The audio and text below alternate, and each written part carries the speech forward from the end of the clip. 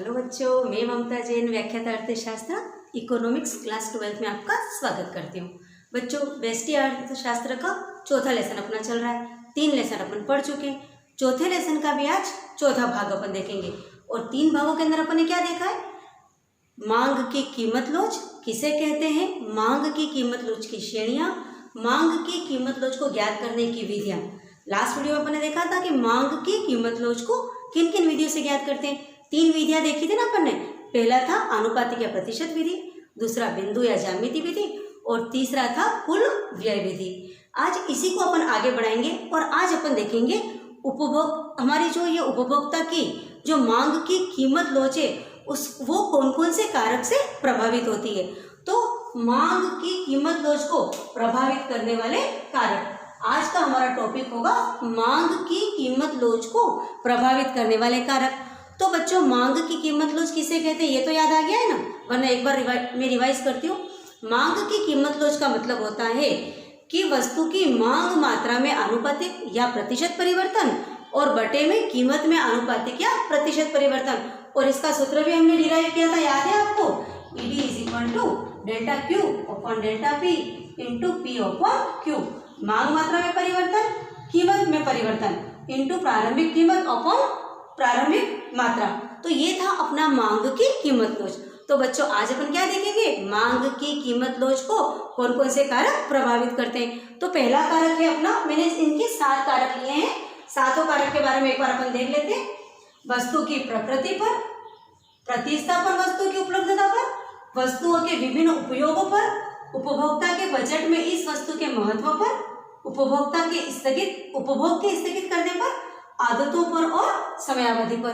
तो अपन ने मांग की कीमत लोच को प्रभावित करने वाली 7 बातों का अध्ययन करेंगे।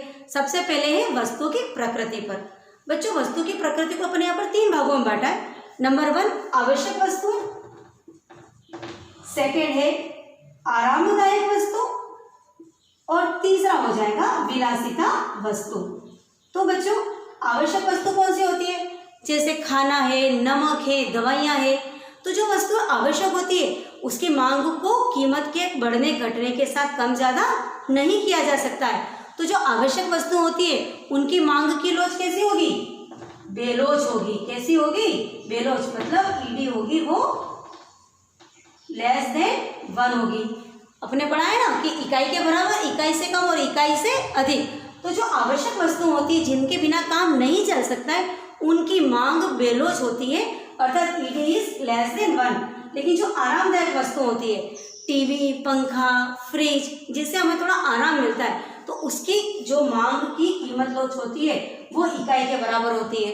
अर्थात जैसे जैसे उसकी कीमतें कम ज़्यादा होती है उसके अनुसार उसकी मांग भी कम ज़्यादा हो जाती है। लेकिन जो वस्तु विलासिता की वस्तु होती है, जैसे कि जो बहुत महंगी होती है, बड़ी महंगी कारें हैं, महंगा घूमना है, तो इन सब की जो जहाँ पर जो होती है कीमत के बढ़ने पर उसकी मांग पर बहुत ज़्यादा प्रभाव होता है। तो इसकी जो मांग होती है वो <1 अर्थात लोचदार मांग होती है। तो हमने देखा कि मांग की कीमत लोच को वस्तु की प्रकृति पर कैसे प्रभावित हो रही है? आवश्यक वस्तु की मांग बेलोच होती है, लेकिन जो आरामदायक वस्तु है वो इकाई के बराबर है, और जो विलासिता की वस्तुएं उनकी जो मांग की कीमत लोच है वो लोचदार है। तो ये हो गया वस्तु की प्रकृति पर। अब हम देखेंगे दूसरा हमारा जो पॉइंट है वो प्रतिस्थापन वस्तुओं की उपलब्धता पर। प्रतिस्थापन वस्तुएं आपको याद है ना बच्चों, अपने देखा था। प्रतिस्थापन, जिन्हें हम स्थानापन्न वस्तु भी कहते हैं, ऐसी वस्तुएं जो एक की बजाय दूसरा काम आ जाए। जैसे चाय और कॉफी, यदि हमको चाय पीनी है, चाय नहीं मिल रही है तो हम क्या करते हैं? कॉफी ले लेते हैं। तो ऐसी वस्तुएं जिनकी स्थानापन्न वस्तुएं हैं उनकी मांग लोचदार होगी। क्यों लोचदार होगी? चाय की कीमत बढ़ गई, चाय को छोड़ो, कॉफी पी लो, ठीक है ना। तो जिनकी स्थानापन्न वस्तुएं उनकी तो मांग की लोच कैसी होती है? लोचदार होती है। लेकिन जिनकी स्थानापन्न वस्तुएं नहीं है, जैसे आवश्यक नमक, अब नमक का कोई सब्स्टिट्यूशन है ही नहीं, नमक है, दवाइयाँ हैं। जैसे कि आपको सर दर्द हो रहा है, बुखार आ रहा है, तो आपको कोई भी अमुक दवाई लेनी है, पैरासीटामोल लेनी है, चाहे वो कितनी भी महंगी हो जाए। तो जो आवश्यक वस्तुएं होती हैं और जिनकी स्थानापन्न वस्तुएं नहीं होती है, आवश्यक वस्तु तो हम ये बात तो हमने वस्तु की प्रकृति में कर दी है, लेकिन इस भाग के अंदर देखेंगे कि जिनकी प्रतिस्थापन वस्तुएं नहीं होती हैं उनकी क्या हो जाती है, मांग की लोच बेलोच हो जाती है। क्यों? क्योंकि उसका कोई सब्स्टिट्यूशन नहीं होता है, दवाई का कोई सब्स्टिट्यूशन नहीं है। जो बीमारी है, जो दवाई लेनी है हमको लेनी है। तो जिनकी निकट स्थानापन्न वस्तु होती है बच्चों, उनकी मांग लोचदार होती है, और जिनकी निकट स्थानापन्न वस्तु नहीं होती है उनकी मांग बेलोच होती है। तो ये हमारी दूसरी बात भी हो गई कि प्रतिस्थापन वस्तुओं की उपलब्धता पर। तीसरा है वस्तुओं के विभिन्न उपयोग पर। अब एक कोई वस्तु है जिसके एक से अधिक उपयोग है तो उनकी मांग लोचदार होगी। कैसे लोचदार होगी? जैसे हम एक वस्तु खरीद रहे हैं, टमाटर ही खरीद रहे थे, टमाटर के बहुत सारे उपयोग हैं। अब सपोज टमाटर महंगे हो गए तो अपन क्या करेंगे, उसका उपयोग कम कर देंगे। जहाँ टमाटर से 10 चीज़ें बना रहे थे वहाँ मात्र 2 चीज़ें बनाएंगे। तो कीमत बढ़ने पर हम टमाटर की मांगों को कम कर सकते हैं। तो ऐसी वस्तुएं जिनके एक से अधिक उपयोग होते हैं उनकी मांग की कीमत लोचदार होती है, क्योंकि इसके उपभोग को कम किया जा सकता है। जैसे इलेक्ट्रिसिटी। अब इलेक्ट्रिसिटी के बहुत ज़्यादा उपयोग है। आप इससे पानी भी गर्म करते हैं, पंखा, कूलर, टीवी, बिजली की मोटर, चक्की, मिक्सर, फ्रिज, घर के अंदर बहुत सारी चीज़ें हम बिजली से चलाते हैं। अब आपको पता चला कि बिजली की दरें बहुत महंगी हो गई, तो आप क्या करोगे? चलो ये काम छोड़ दो, प्रेस नहीं करते हैं, चक्की नहीं चलाते हैं, है ना, तो पानी गर्म इससे नहीं करते। तो इस प्रकार हम बिजली के उपभोग को कम करके इसके मांग को कम कर सकते हैं। तो ऐसी वस्तुएं जिनके एक से अधिक उपयोग होते हैं इसकी मांग की कीमत लोचदार होती है। मतलब यहाँ पर ED इज ग्रेटर देन 1 होता है। अब हम बात करते हैं उपभोक्ता के बजट में इस वस्तु के महत्व पर। अर्थात हमारा जो बजट होता है उसके अंदर हम हमारे उपभोग को, कि हमारा कौन सा पैसा किस वस्तु के ऊपर हमें कितना खर्च करना होता है, एक आइडिया हमारे पास पहले से होता है। तो जैसे कि तो कुछ ऐसी वस्तु होती है जिसके ऊपर हमारे बजट का बहुत कम भाग जाता है। जैसे कि यदि आपका बजट है 10,000 रुपये का, और ऐसी चीज़ें जिसके ऊपर आपके 50-100 रुपये ही महीने में खर्च हो रहे हैं, तो इनकी मांग की लोच बेलोच होती है। क्योंकि यदि इनकी कीमत बढ़ने पर या उसके कम ज़्यादा होने पर उसका हमारे ऊपर कोई प्रभाव नहीं पड़ता है। लेकिन जिस वस्तु के ऊपर हमारा अधिक बजट का भाग जाता है उसकी कीमत कम अधिक होने पर हमारा जो मांग की कीमत लोच है वो बहुत ज़्यादा प्रभावित होती है। तो बजट का जो भाग कम, जिसका कम वस्तु के ऊपर जहाँ इसका भाग जाता है उसकी मांग बेलोच होती है। लेकिन यदि बजट का अधिक भाग जिन वस्तु के ऊपर अपन व्यय कर रहे हैं वहाँ पर मांग की कीमत अधिक लोचदार होती है। 5वां भाग है उपभोग के स्थगित करने पर।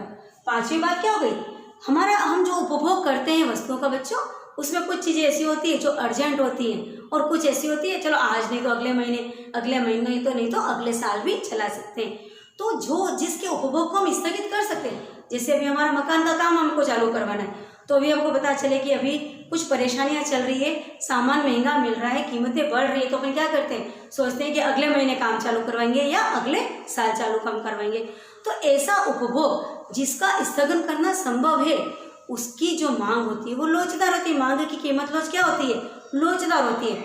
लेकिन कुछ ऐसी चीज़ें जिसको स्थगित नहीं कर सकते, भूख लगी है खाना अभी ही खाना होगा, बुखार आ रहा है दवाई अभी ही लेनी होगी, तो ऐसी जो हमारी आवश्यकता है, जैसा उपभोग है जिसको हम स्थगित नहीं कर सकते हैं बच्चों, उसकी मांग की कीमत बेलोच होती है।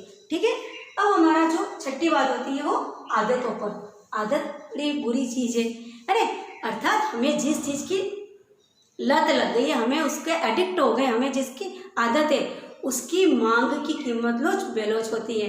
जैसे कुछ लोग होते हैं जिनको सिगरेट पीने की आदत होती है, शराब पी रहे हैं या कोई पान मसाला खा रहे हैं, वो चाहे कितना भी महंगा क्यों नहीं जाए वो उसको लेंगे, है ना।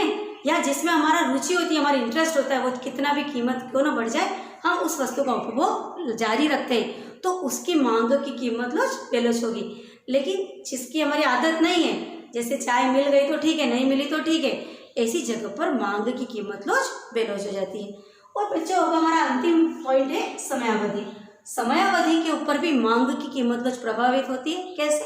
अल्पकाल में मांग की कीमत बेलोच होती है। अल्पकाल मतलब शॉर्ट टाइम के अंदर, लेकिन लॉन्ग पीरियड के अंदर, लंबी अवधि के बाद, दीर्घकालीन अवधि में वही मांग की कीमत लोचदार हो जाती है। क्यों? क्योंकि कम समय के अंदर हमें क्या होता है, हम हमारी आदतों को, है ना, हमारी चीज़ों को बदलने में हमको थोड़ा तो वक्त लगता है, तो कम समय के अंदर मांग की कीमत कैसी होती है, बेलोच होती है, लेकिन दीर्घकाल के अंदर मांग की कीमत लोच बच्चों वापस लोचदार हो जाती है। तो बच्चों मांग की कीमत लोच को प्रभावित करने वाले मैंने 7 कारक आपको बताए, एक बार मैं रिपीट कर देती हूँ। वस्तु की प्रकृति पर, प्रतिस्थापन वस्तु की उपलब्धता पर, वस्तुओं के विभिन्न उपयोगों पर, उपभोक्ता में बजट में इस वस्तु के महत्व पर, उपभोग के स्थगित करने पर, आदतों पर और समयावधि पर। तो बच्चों आज हमारा मांग की कीमत लोच चैप्टर अपना यहीं पर एंड होता है। मांग की कीमत लोच के मैंने 4 वीडियो बनाए और कोई भी वीडियो मेरा 10 से 12 मिनट से अधिक नहीं है। तो इन 12 × 4 12 चौक 48 दिन लगभग 50 मिनट के अंदर मैंने पूरे लेसन को अच्छे से समझाया है। आप मेरे हर वीडियो को 1 से 2 बार देखिए, आपको लेसन बहुत अच्छे से समझ में आएगा। और लेसन के बाद जो मैं फोटो अपलोड करती हूँ वो आपकी कॉपी में उतार दीजिए ताकि आपके पास नोट्स भी आ जाएंगे। तो अब आप आराम से इसके पार्ट के पीछे जो अपने क्वेश्चन आंसर दे रखे हैं, वस्तुनिष्ठ, अति लघुत्रात्मक, लघुत्रात्मक, उसको अच्छे से सोल्व कीजिए। और यदि आपको कोई डाउट होता है तो आप मेरे से पूछ भी सकते हैं। अब अपन नेक्स्ट जो पार्ट होगा अपना, वो अपन 5वां लेसन अपना चालू करेंगे पूर्ति की अवधारणा के लिए। Thank you.